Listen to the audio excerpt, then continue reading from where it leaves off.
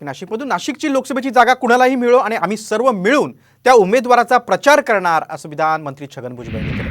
नाशिकमध्ये शिंदेंची खासदार आहेत हेमंत गोडसे आणि भाजपचे आमदार नगरसेवक जास्त आहेत, त्यामुळे ते दोघे देखील दावा करू शकतात असं देखील भुजबळ म्हणाले। तसंच जो उमेदवार असेल त्याचा प्रचार करणार असल्याचं भुजबळांनी ग्वाही दिली आहे।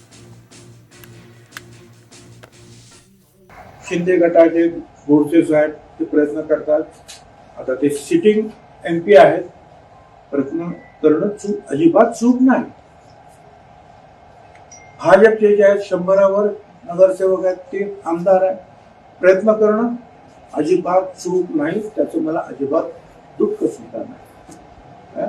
फक्त एवढंच सांगतो, ज्याला कोणाला तिकीट मिळेल त्याचं काम आम्ही सगळे मिळून झटून करू।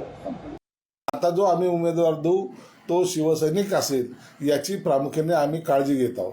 म्हणून अनेक जण इच्छुक असताना त्यातल्या त्यात निवड करणं हे शिंदे साहेबांकडे आम्ही सोपवलेलं आहे। म्हणून या जागेमध्ये आता कोणाला उमेदवारी द्यायची याची सुद्धा घोषणा 2 दिवसामध्ये केली जाईल। सुनील तटकरे काय जाहीर करते आम्हाला माहीत नाही, परंतु नाशिकची जागा ही शिवसेनेची आहे, ती शिवसेनेला मिळाली पाहिजे त्यासाठी आम्ही आग्रही आहोत, कार्यकर्ते आग्रही आहेत आणि आम्ही ती जागा घेणारच या भूमिकेमध्ये आम्ही आलेलो आहोत।